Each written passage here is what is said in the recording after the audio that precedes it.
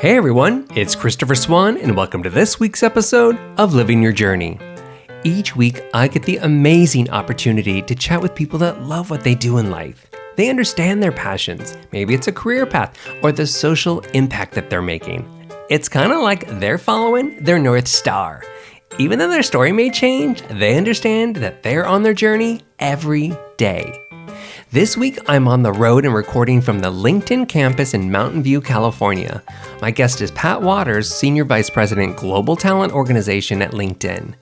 Pat's a business leader and human resources executive. She's a regular guest speaker at events around the world, sharing her ideas and experiences.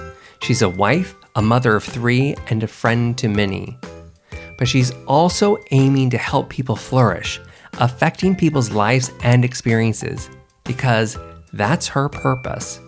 Our conversation dives into this purpose, why it matters to Pat, how she found her way into HR, and how she connects it back to that purpose, following the work you love, this idea of belonging, and a whole lot more. Pat shares from the heart and the mind. Her ideas and stories are authentic and come from a great place of caring and experiences. And I love our conversation. It's like we picked up where we left off when Pat and I worked together. A real sign of a great friendship. I think something that many people feel about Pat.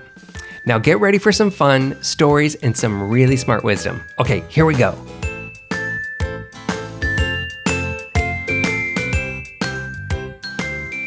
Okay, so I thought about this in the car when I was driving down, Pat. I'm having this full circle moment because I started to realize that, I'm back on the LinkedIn campus, so that's a full circle moment, but I'm coming down to help tell your story, which is what I was doing when I worked here. So you're completing the job you set out to do. Totally. I'm just like, I haven't finished. I need to come back. There is some more PR to do. Oh, wow. Thank you. That's going above and beyond. So I thought that was kind of hilarious when I came up with that. I thought, well, that's odd. So anyways, welcome to the show. It's so good to have you. Thank you. I'm so excited. Good. Well, everybody's just heard an introduction of who you are and everything you're about, but let me just do another one. I have Pat Wadors here, and you have an official title, but I like to think of it as really the Chief HR Officer of LinkedIn. And you've been here quite a few years, and we could definitely talk about HR. And I mentioned this to you earlier, in our side conversation that, we could talk about that world and LinkedIn and all the things that you're doing in HR. But I'm sure we'll cover some of that. But I really want to talk about just your journey and kind of where you've been, because I think you have such an interesting perspective. And this is another thing I thought about in the car. As you know, my commute was very long, yes. So I had a long time to commute about it. But I just thought you have this special lens and special insight to not only, being a leader in this space and the things that you've done and the things you've seen, but also watching others grow throughout organizations, because you're setting the space for HR, and for career paths and for journeys. So I just think it's fascinating to see kind of how you bridge that together and some maybe advice or things that you can share. So, yeah, happy to. Great. So now that I've said all that, I'm going to start with an HR question. Uh-oh. Start with exciting stuff. Well, I want to step back just a little bit and not really going through your whole career trajectory, but more about, I don't think I've ever asked this of you. Why HR? Why did you start in HR? Why that space? What attracted you to that profession? I stumbled on it. So here's what happened. I was a poor student. I'm dyslexic, learning disability, baby out of 8, an Irish Catholic family. So you kind of get lost in the shuffle of the chaos, if you know what I mean. Yeah. And so to keep my confidence, to set myself apart, I did a lot of art. I was a fine art major, practiced art since I was 7 years old, and an athlete and a tomboy. And so, that was my thing. I see how they're so connected now. That's my thing. And when I went to college, I got accepted into a fine art program. And my parents were like, okay, let's make a living out of this. And my first art show, my real art show, was a disaster. The reason why it was a disaster is because if I liked you, and I do like you, Chris, I would give you a piece of my work. Oh. But if I didn't like you, there's no check you could write from my work. So personal then. It ended up being so personal. And I didn't realize how personal it was until this like nasty woman wanted to buy my piece. And I'm like, no, I took it off the wall and I chased this man down. I said, you really understood what I was trying to do here. And I really think you're super sweet. And so I'd like you to have it on your wall. And this woman's like, you're giving it to him? And I'm like, he got it. And my dad's like chasing me in the meantime going, honey, that's not a business model. So I'm like, you're right, Dad. And he goes, I'm worried about you now. And I said, let me think about it. And unfortunately, that same year, a few months later, my mom passed. So I was 18. I moved back home with my dad. It was just my dad and I by that time. And I went to school at LSU to be near him. And my first thing I did was go to the Career Center as a freshman in college. That's rare. Usually students go later on, like, I'm pursuing something now. I need a job. Let's find out what I should do. I went early. What's your placement role? Yeah, I'm like, I have no clue. Art is my passion, not my thing for money. So help me. And I went to the counseling center and they said, all right, fill out these reports, write this essay, let me interview you. And by the end, this amazing counselor, and I wish I knew her name, I'd thank her a million times over. She identified me as dyslexic. I never knew. That was the first time? First time. Wow. I was 18 years old, first time. And she goes, what do you do for dyslexia? I'm like, what's that? And so she did. What is that for lunch? I don't have that. What is it? Oh, yeah, hives? I don't know what it is. And I'm like, do I need a cream? Right? Yeah. It is just, I don't know. Yeah, I don't know. And so she said, no, you're transposing your letters all over the place. Do you see it? And I'm like, no. She goes, oh, that's right. You're dyslexic. So I'm like, what does this mean? And she said, it has nothing to do with your IQ. You're probably highly intelligent. Do you feel like you can debate people and just can't write it down? I'm like, that's been my life. And she was, this is what you do. And just highlight your words, write in different colors, pull it out. You can slow your brain long enough to read and interpret it. And so you'll be fine. Sure.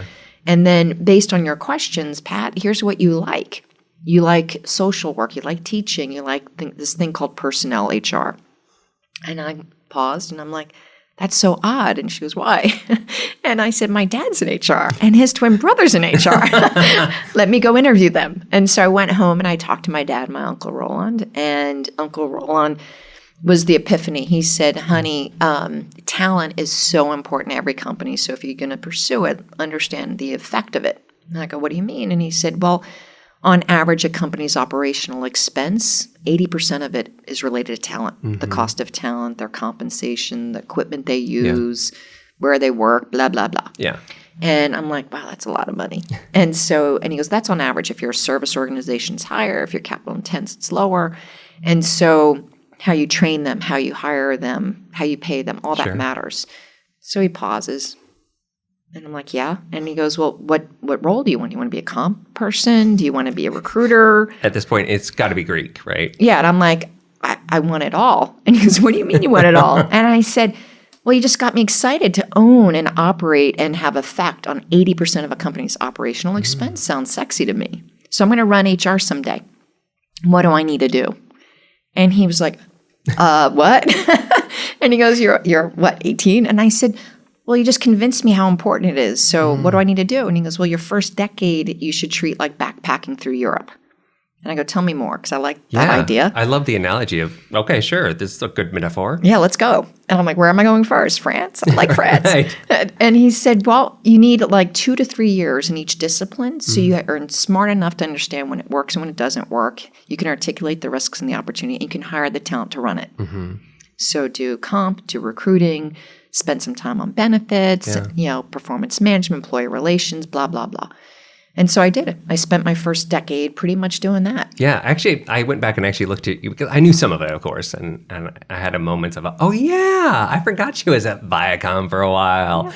Yeah. There's these things. Just going back to that moment too, when having that conversation as an 18-year-old, right, with your uncle. I love that piece of the 80%. I can affect 80% of the company. Was it also about like the company, or was it also like these people and this connection to these individuals? I'm curious about, because it's 18 versus where you're at today in life. Like the way you articulated it right now, I was like, I wonder if you articulated it exactly that way when you were 18. You know what I mean? Because we look at life, our lens is so, I think, fresh or smaller at that point. So, so I'm curious about like, what were the triggers that caught your attention too? it was it was very clear for me. I could own and control and affect 80% of a company. That really was. Wow. And I didn't think I'd make it beautiful. Like my evolution of care, right? And what that experience could be and why it needs to be awesome and why everyone deserves a great leader and how does that affect one of those dials. The sexiness of compensation and getting it right. Don't overpay, don't underpay, get the right motivation, the right incentives. All that maturity came later. Yeah, of course. But the ego, the excitement, the complexity of all these different knobs. Imagine driving a really good sports car. Like that's what it felt like. You just hit on it. Like I had my little aha when you were talking about comp, and then because especially for the people that aren't in this space, I don't think they understand like that nuance within comp, right? The not too much, the too little, the motivation. It's all of those things within this space as well, right? You have to have a magic formula to make it all work, and the complications of it together. That does sound exact. I'm like, oh wait, what? You know? It's sexy. It is, and I love that you also mentioned in there, and you use this and other things that you've talked about, experience. It wasn't just like you didn't say bottom line. You said experience. I love that. That's really great. Well, that makes me think a little bit. I heard you once in a podcast say, you think of yourself as a business leader. Not like just the head of HR. Right.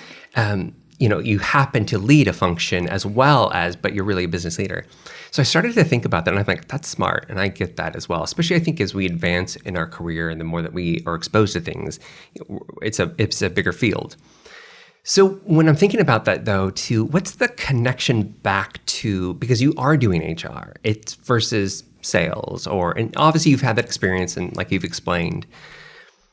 But is there, as you continue down this trajectory, is there a connection now that's now bigger or now that it's articulated in a new way that you stay in HR?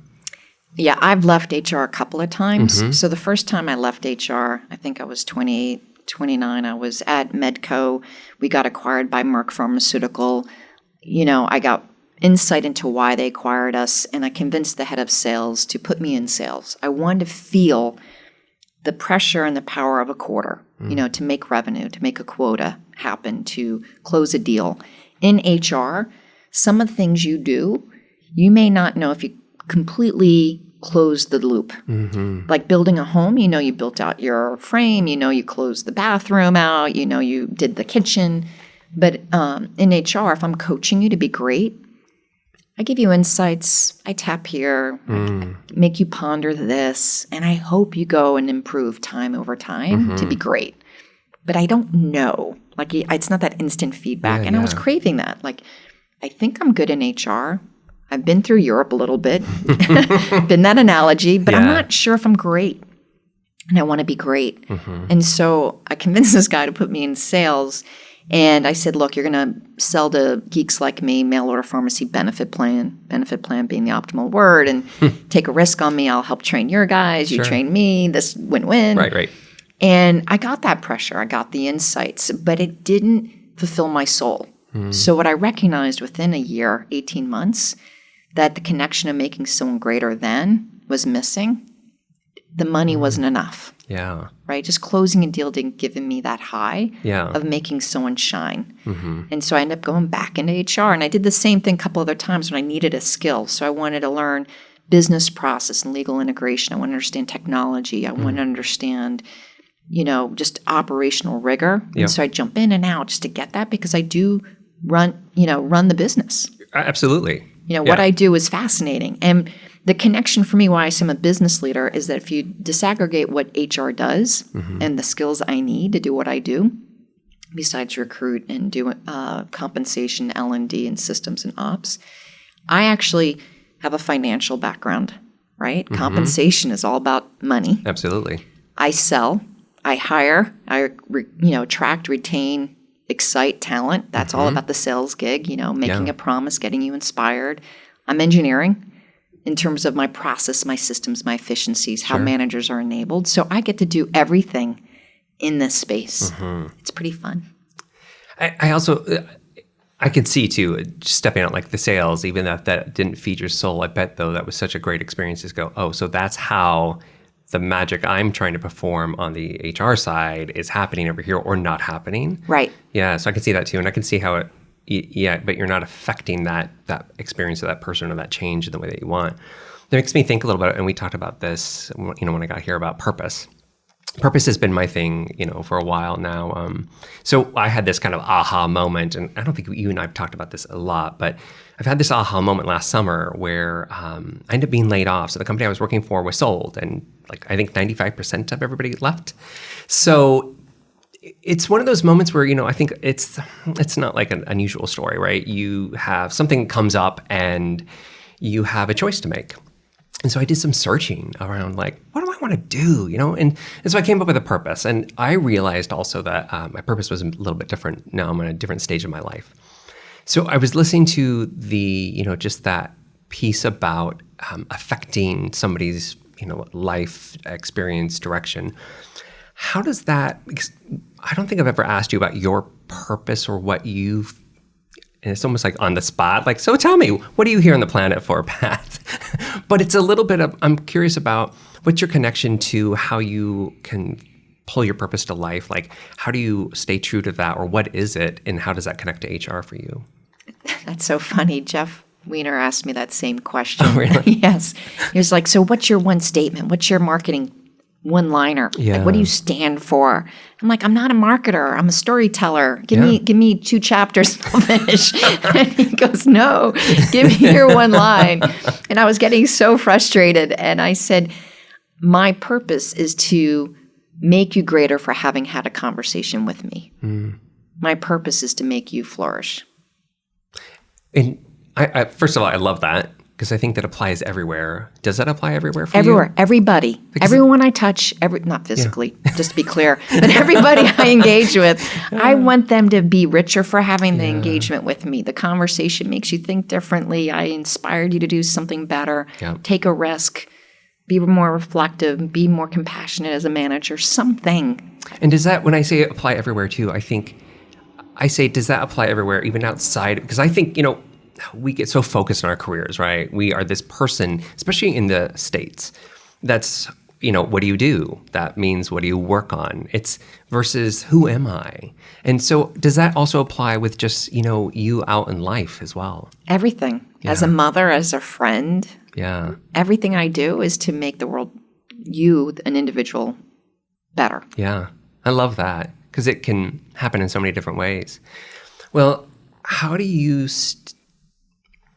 I mentioned this earlier too, at different stages in our life, things can maybe shift or adapt, or maybe we assign different values to different things in life.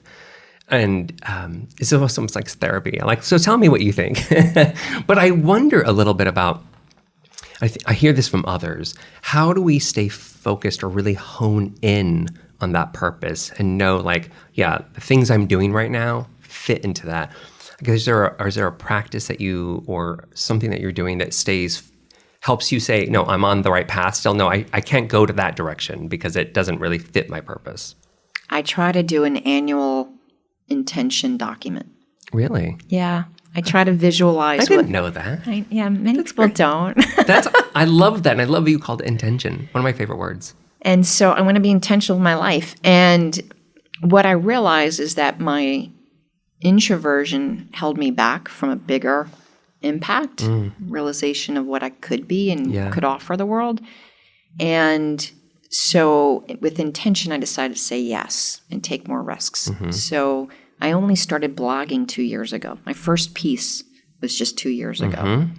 My speaking publicly just started happening about 2 years ago. I remember this. And since then, I've just been taking more and more risks to say yes, to be in conversations, to seek to understand, to throw out an idea and see what happens and be provocative in my thinking and see how the world responds. And Chris, every time I've said yes, it's been a gift. Scary. Right, like what we talked about earlier, right? Fear gets in the way, but you'll regret it if you don't do it. Yes. So it's been scary, but with intentionality, like this 2016 is the power of yes. And so with that powerful commitment, I've been saying yes to a lot more engagements and conversations with strangers. And And I call them strangers because as an introvert, stranger danger. It's like, oh no, small talk and it's non-structured, but if it's structured, I'm good. And it's like, how do I go out there and my hands are sweaty? And yeah. But it's been fascinating, the relationships I've built. I would imagine too that we know this intellectually even before we say yes or before we do that thing that, but to see it come into action when you say yes and you do something, that does open other opportunities that you would have not seen before or been able to take advantage of. So I think that becomes part of that gift as well, not just that relationship, but also we're allowing ourselves to explore more and to find the possibilities. Yeah, it's also great forcing function. So I was asked recently to speak at a professional business women's conference in March. And I'm like, yes. And in my head, it's like 200-300 women, and it's a panel for diversity and inclusion. As an introvert, you can hide on a panel, believe it or not. And actually, I do know this. I've been on those. Yeah, I like those. And so, you don't need to have a script. I love that. And so they asked me to do a 7-minute TEDx talk to lead up to the conversation. That scared me. But I already said yes, right? So now I'm like, how do I make this happen? Yeah. And the question was, how do you feel about D&I? And that rocked my world. And so these moments of yes are catalytic moments for me to pause and think about how I feel, why does it matter, what's the gift I want to leave behind, and see how that plays out. And so in this case, I thought about D&I deeply and personally for the first time as a female, as someone with a learning disability, with a parent of a disabled child. Like, how do I show up authentically, and where have I belonged and not belonged? And it became this belonging moment conversation in my head. And on the way into work, I coined it DIBS, diversity, inclusion, belonging. So I'm calling dibs on diversity. I saw that recently and I didn't understand what it meant. I'm like, dibs. Okay, sure. Yeah. Now you know. Oh, that's brilliant. Yeah. And so in the Urban Dictionary, I'm driving to work going, I hope I'm not cursing somebody out. So Dictionary. So I look up in dictionaries. And so Urban Dictionary, as you know, is gospel. Yes. It's such the fact-based dictionary. It says it's the most powerful force in the universe to call to oneself. And I thought, how appropriate. And I think belonging moments and creating those opportunities to really introduce the full person and recognize who they are, not what they do, to be human in curiosity and respect. Like, what is it like to be Black, you know, in this world today in technology? How can I help you? You know, what offends you? What doesn't offend you? Is it African American or is it Black? Is it Latino or Mexican? And why does it matter? And help me understand to be great in your presence. That's a gift. Yeah. And you don't have to wait for a CHRO or the CEO to make a culture of that. You can give it to each other. And so that opportunity of yes ended up being 5,000 women, by the way, freaked me out. How did you go from 2 to 300 to 5,000? Because I never asked the question, who's the audience? You just assumed? Yes. Oh, it's just a living room full of people. Yeah, I'm fine. Whatever. Yeah, whatever. I'll just say yes. Wow. Yeah, it was a little boom, big moment. And so I launched DIBS. And so now I've been researching belonging because of yes. And what I've discovered from Professor Walton at Stanford and Dr. Brene Brown, you know, in terms of vulnerability, and Susan Cain and introversion, is that it's wired in our genetics to belong. In our personality trait, it's for society, how you survive and thrive. Sure. And with this transient workforce now, being more intentional with how you belong and be more accepting in how you belong can unleash your superpower. So now I'm all about that. That's so funny. I literally had just shared something about your own superpower. I just tweeted something about that. So I believe in that too, especially as you talk about this transient workforce. I think we're really on to something as we grow. As we have more of that, we're more secluded and alone. And you do have to unleash this superpower and be intentional, live an intentional life to make it happen and to find that connection. Right? At a human level, you have to. And the right kind of belonging. And I think those are the things that shift as well, because as you shift in your career and in your life, you're going to want to belong to new and different things. Yeah, and not to everything. Like, I don't have to belong to every team at LinkedIn. No. It's cool. But where I want to belong, I want to make that happen. Yeah, I love that. You know, I heard this, there's this podcast I listened to, and it's similar. It's on the trail, the same subject that we're on. But I had this debate, and I really want your take on this because of the space that you work in, as well as just talking about purpose and experience and really enjoying and loving the things that we do. I'm a big believer in loving what you work and what you do. Like, you know that about me. Yes. Passion is on my sleeve. If I don't love it, I'm not doing it. So I was listening to this podcast that talked about not following your passion. Like, that was, and I had, so What? my listeners can't see, you have made a shocked face. And I felt the same way. And it said, no, that follow your passion is, it's really a false vision of where you should go. And I thought, I don't know what you're talking about, and these folks had, it's two gentlemen who had written a few books, well received. So what they talked about was, there was a debate about, you can follow your passion and then your passion becomes work and you may lose it. And I thought, okay, I can see some of that. And they really said, don't do that. Your passion could be somewhere else and you should make it somewhere else. And I thought, I don't think that's the answer for everybody. And I'm a big believer in everything's going to be work, and great stuff is work. That's how it works. So I love to follow your passion, but I'm curious, like, what are your thoughts about the follow your passion, not making passion work, loving what you do? That's so funny. I think it's it's going to prompt me to think differently a little bit. So thank you for that gift. I'm here for you today. Thank you. I think my passion, I love being creative. I love my art. And I am intentional about doing that at least 6 to 8 times a year, doing pieces. And most of my giveaway, I think I've given away 95% of my artwork throughout my life. As we heard earlier, that's how you do it? That's how I do it and why I do it, right? So I'll leave you my mailing address. Please. And so it's like, oh, I love you. You're going through a hard time. Here's a piece. Or here's a moment in memory. Boom, right? And so that's terrific. That is my purpose and passion for a different thing. And it's work. I mean, like, to make a piece, to spend the time, to carve it out, be intentional is work. But it's a different kind of work. Yeah. I am purpose-driven in making the workplace healthy, exciting, passionate, and cool, right? And making you greater for having had a conversation with me and working with me. I want to have that kind of impact. So I get out of bed every morning excited. I wake up thinking about problem solving. I love solving problems and helping people. So if it's not at the corporate level, it might be in the nonprofit, it might be in education, but I know until the day I die, I will be doing this. So I get paid to do what I'm driven to do. I'm happy about that. Yeah. And part of it's work. There's a tax to anything that you do, right? You got to learn the trade. You got to learn a spreadsheet. With my dyslexia, that was painful. You got to do things to get to your goal. And so I would never take a role that didn't fulfill part of my purpose. I just think that would be too hard to live. I do too. I mean, and that's the way I obviously come from too. And I think that makes sense. And I love that you use the other piece of you do have this passion on the other side that you're not being paid to do. But you still have to have a connection to that passion or love for work. Well, I'm curious, you talked about your uncle with the initial, HR and the 80%.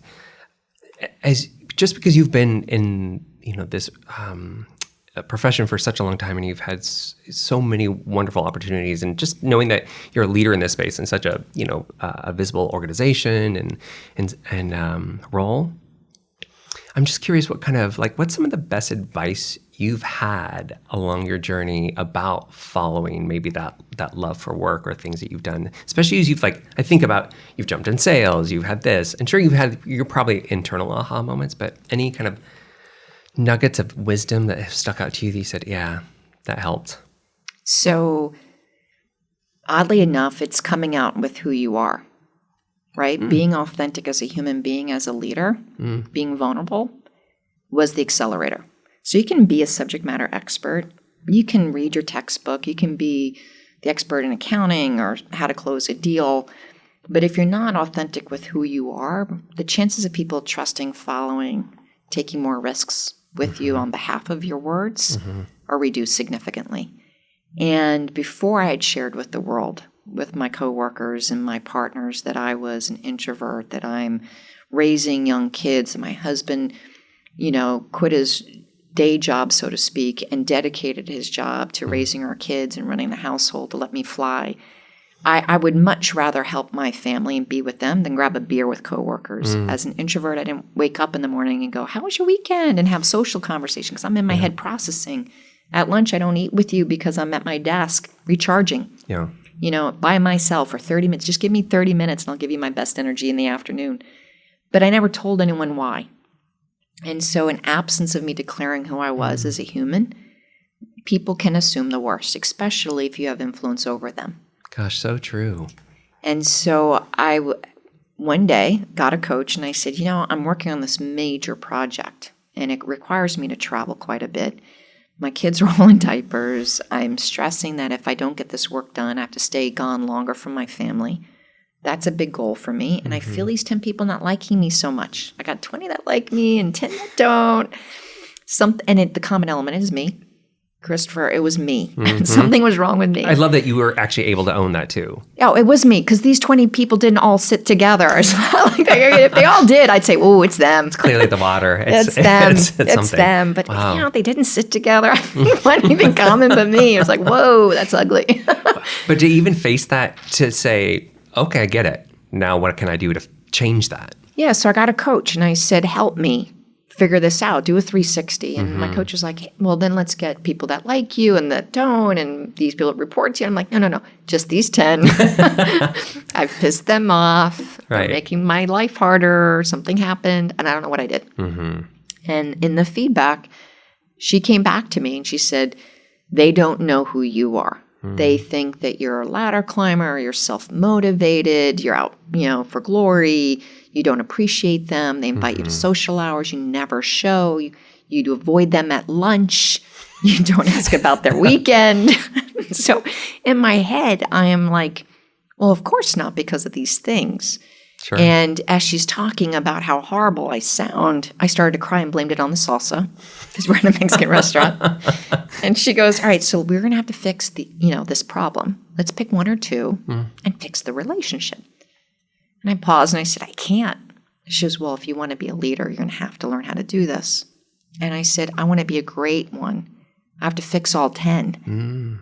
Because what they don't know is who I am. I'm an introvert. I am anxious about my family. I am anxious about being there for them. I'd rather be there than a beer. I need my energy. Yeah. I care about them, but I don't know how to express it naturally. These are not things I do. And so she said, well, let's take 2 at a time, like 1 in the morning, 1 in the afternoon, see how that goes. And so I scheduled all 10 one week. She was like, oh, you're a glutton for punishment. Starting small. Yeah, start small. And each one, I said, I thank you for the feedback. I did not mean to offend you and alienate you. I do appreciate what you do. I struggle with some of the quality that comes out in some of these areas. Maybe I haven't been as appreciative or as compassionate, and why I don't spend time when I am local is for these reasons. And they were all surprised. All 10 were surprised. Now, some of them gave me a really hard time, and I had to pay my penance, and I appreciated that. Some were very gracious. Yeah. And they're like, I never knew. And I said, here's who I am as a human being. And it changed the entire dynamic, Christopher. Everything changed from that point on. So 6 of the 10 followed me in other jobs.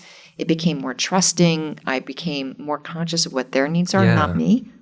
Yeah. And I took that lesson with me to this day. So I come out with who I am every time I join a team, every time there's anything about me going on. I don't want you to assume. If I have a bad day and it's because of family, I'll tell you. If I'm sick, I'll tell you. So you don't think it's on your shoulders. I absolutely can say I've seen that in action. Just working with you, like, absolutely. There was a lot of just authentic moments. Here's what's happening. And it made a giant difference because we were able to understand then, this is what I can deliver. This is how I can show up as well, or what I can do. That's why I do it. Yeah. Just speaking of the introversion and just, because we've talked about it as initially this is the thing that got in the way, right? This is the barrier. And even I know today, it's funny, I've reflected quite a bit on this where somebody finally said it to me and I was like, no, you're wrong. They're like, I actually think you're secretly an introvert, Christopher. Christopher is. And I was like, you're dumb. No. That's wrong.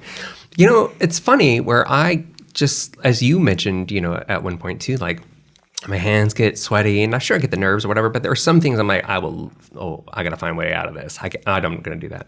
It's funny, but though, you just work through it. I'm wondering though, and it just started making me think as I've owned that, and the more I do it, the more powerful it becomes. Instead of it just being a barrier for things, have you noticed as you've come out with that and as you've started to embrace it and utilize the pieces that go with that, the yin and yang maybe of that, has it turned into also maybe a benefit or a quality in any way for you? Yes, it's one of my secret powers. So what an introvert does, and if you ask me, Pat, what's your strongest skill? You're interviewing me. I'm like, yeah. Clueless. I don't know what my strongest skill is. But what I fall back on over and over again is my ability to read people and listen. That's an introvert strength. I can read a room, high EQ. I can tell you when I lost the room, the energy level. I can tell you the various threads and the patterns that are emerging in a conversation because I am constantly processing. I don't have one voice in my head. I have millions going on as I process. And because they're filtering through, I'm very intentional with my questions. Like, what do you mean by that? I'm seeking to understand further because when I get it all in my belly and kind of let it settle, I'm very clear. I've got passion then. I'm convicted. I've kind of seen all devil's advocate, different positioning. I got it. And I know what your fears will be, and I can help you overcome them. I can work with you on some things. And so it helps me think about plan A, B, and C. My kids make fun of me. Mom, what's plan B? I'm like, oh, it's this. Like they know I've got so many ideas in my head. I love that. Because I'm so Mr. Plan B too. Yes. I won't tell you about it, but I got one. I've got at least two. Totally. That's an introvert gift. Oh.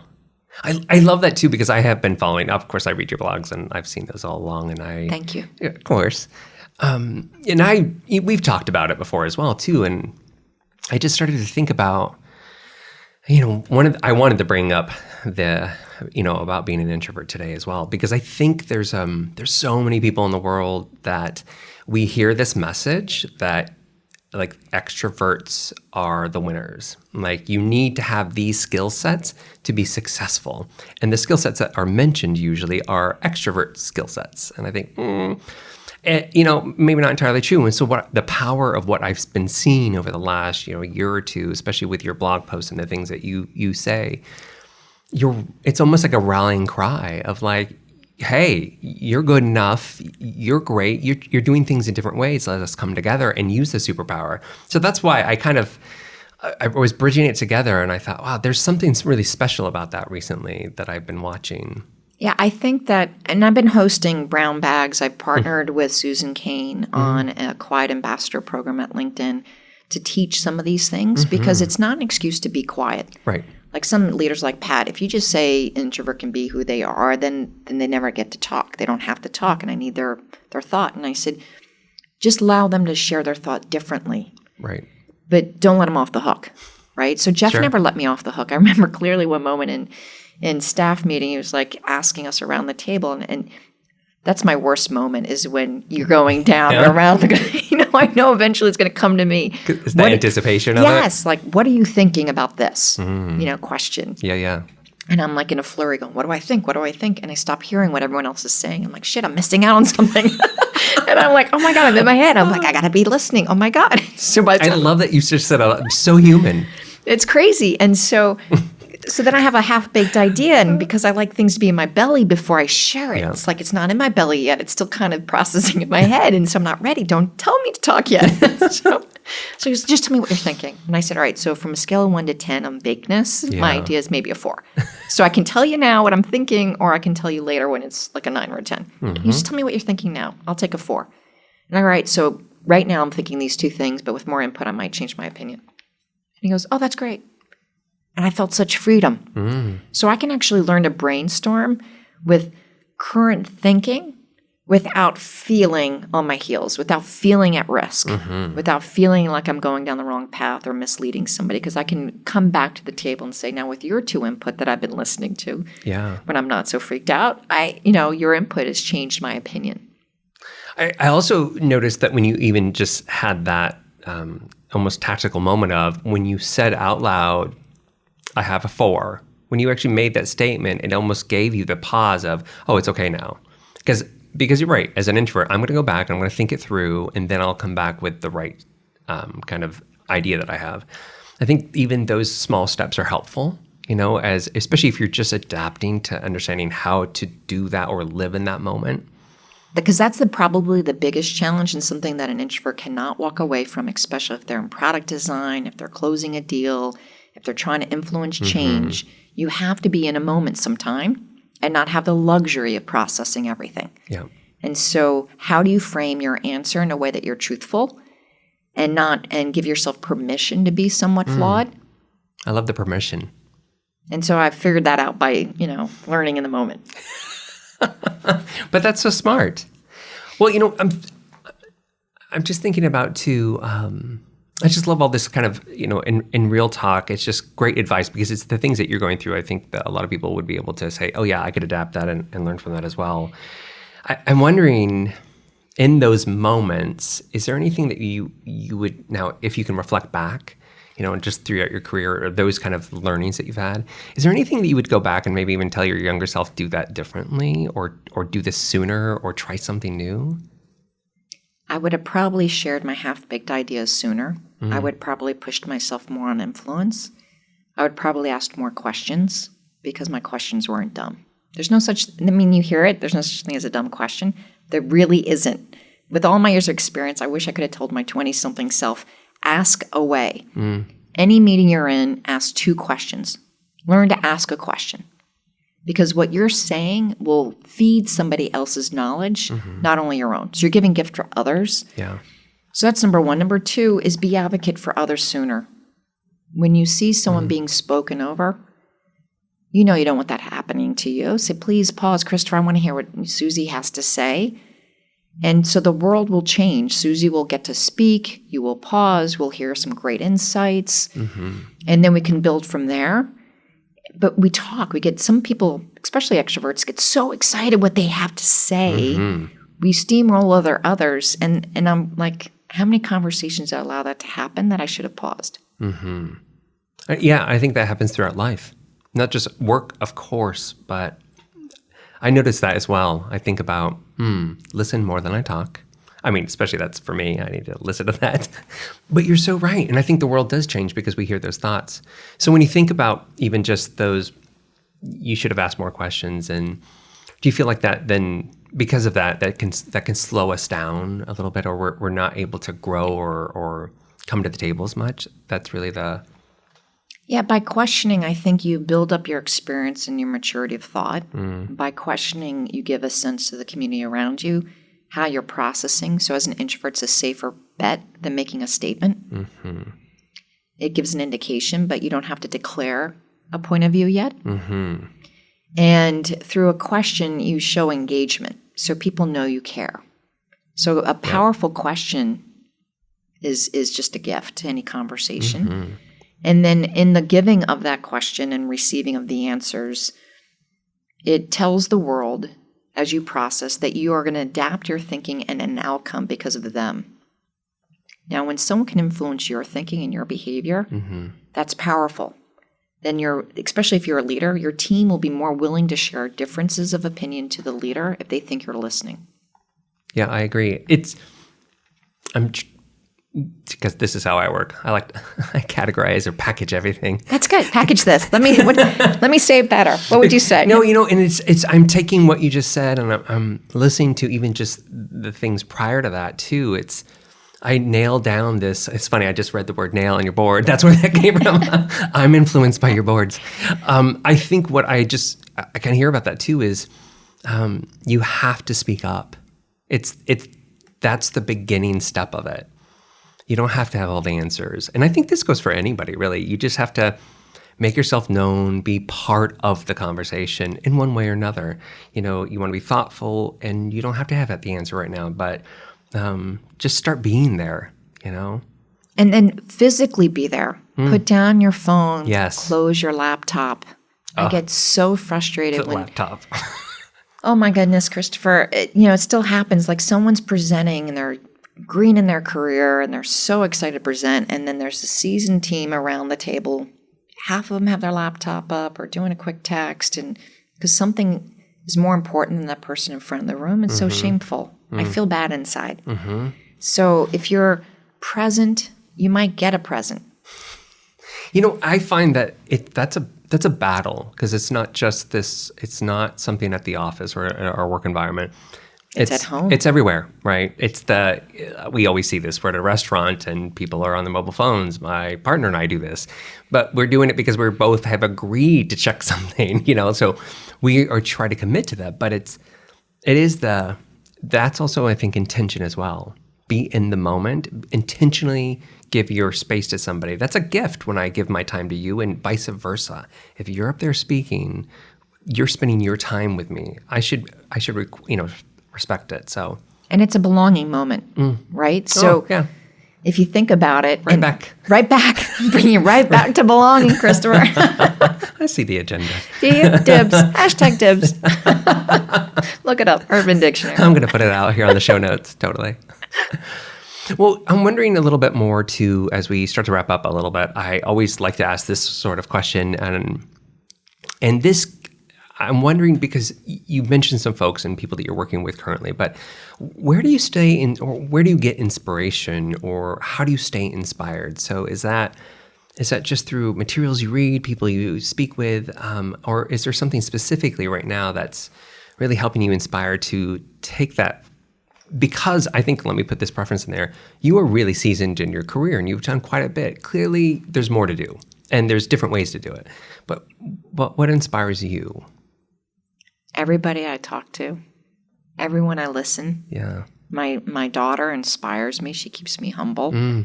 She's got disabilities, but her joy, her authenticity on who she is, how she wants to be, she doesn't cloak. And that freedom that she gives herself. And it's harmful sometimes. And like, if you don't fit in, there's going to be some pain with that. Right. There's a repercussion. Something's going to show up. Yeah, something. But her willingness to be out there, in her way is so freaking cool. And then I have a great conversation with someone, in New York City, a random conversation in Central Park about how they intentionally live their life and show up every morning. And I'm so good. That is so amazing. I'm like, how can I thread that in my life? And then someone goes, well, have you thought about this? And I'm like, no, I didn't, and then the power of the hug. Like when you see someone and they fully envelop you physically with a warm hug and the smile on their face, the sparkle in their eye, you had me at hello. Like I am so, what do you want to do? I'm there. I agree. That inspires me to stay engaged every day. Wow. And those are simple things really. But again, it's also, showing up and being there and being intentional to listen. And I love that. I think we could do a lot more of that. But I also think we get busy. And, busy is that kind of scapegoat word now where, you can be as busy as you want, but are you getting anywhere? And is it getting in the way of this inspiration? And I think maybe for us to pause a little bit and remember, just go have a conversation or look up. Put your phone down. I get challenged with, hey, Pat, I'd love to have a cup of coffee with you and blah, blah, blah. And I'm like, how many cups of coffee can I have? And so for me, that's true. It's hard, right? And I want to give the best me. And so I think that was one of the catalysts for me to start writing and talking to groups because I have something I'm compelled to share. I love the Q&A session of anything I do. Like what question will come out? And it gives me a little glimmer into, oh, that's how you interpreted what I said. What I mean is this.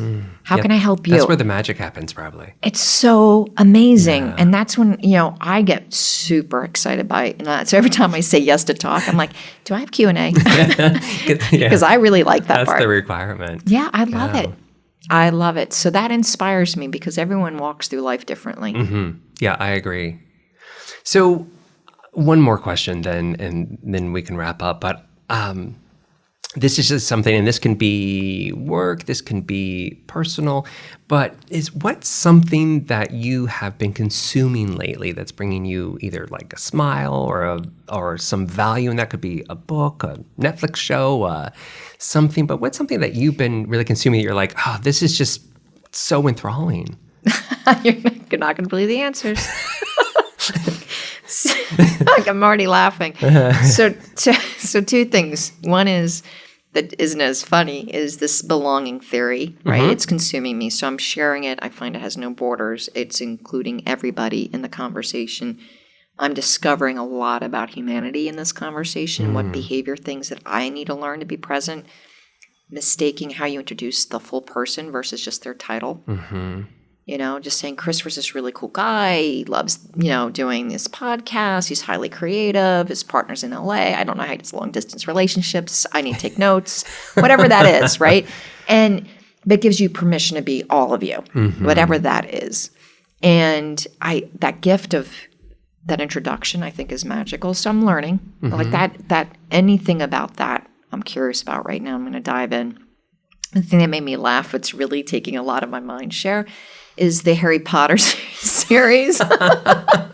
And my daughter loves Harry Potter. Mm-hmm. You can see she wrote on my whiteboard. I did. I could see the Harry Potter. I thought, yes. I wonder who did that. My daughter wrote Harry Potter. It's an HR exercise. Yeah, no, she wants us to get matching tattoos about something Harry Potter. And to encourage her to read, she's reading the Harry Potter book, and as soon as she's got the Chamber of Secrets, I got my own Chamber of Secret book, and I've read the series already once, but now I'm reading them again. Like, this is probably my 5th time reading the series.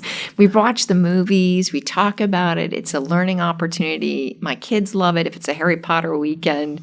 And so since my daughter's got back into it, and it's really motivated her learning and her curiosity, I'm all into Harry Potter again. So if you see me at the tattoo next time, I don't know what to tell you.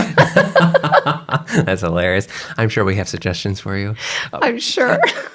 That's kind of brilliant. I mean, it's funny because it was unexpected, but not for me, not so much, because I think that flows, right? I know that flows.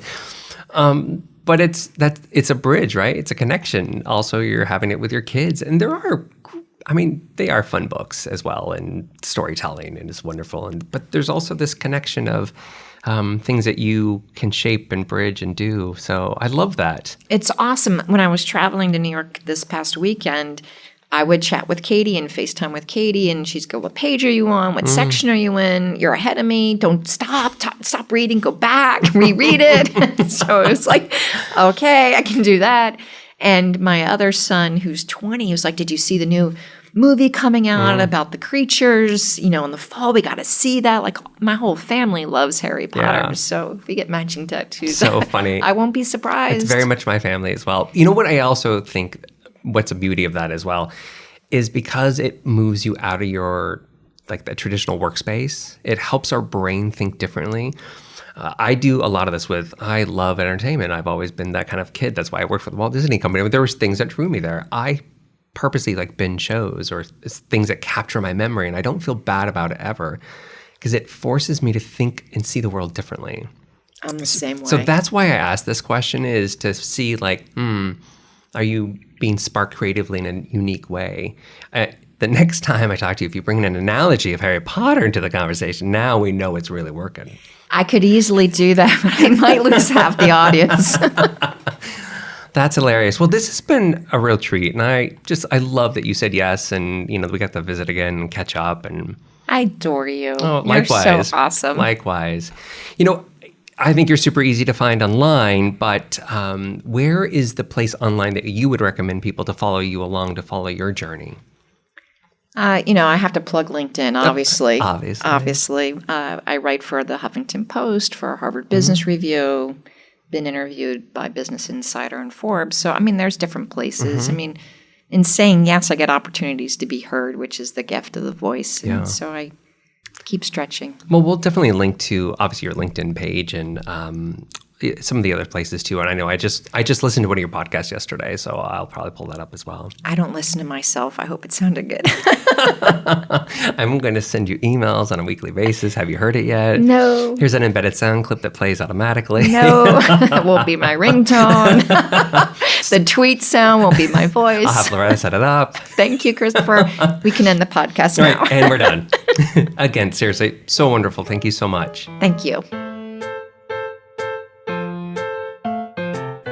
Now, over to you. Any thoughts or questions you'd like to share? Seriously, do you have any questions you'd like to ask me or the guest?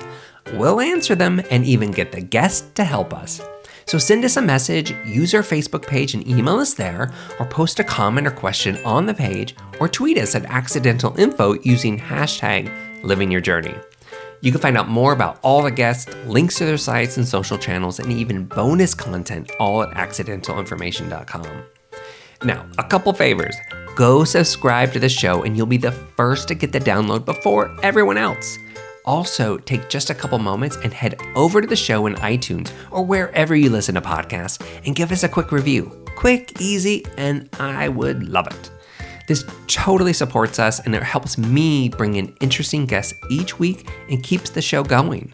Also, I love to read them and see what you guys are really thinking. Thanks for joining the conversation, and remember, Living Your Journey is available every Tuesday. Until next week.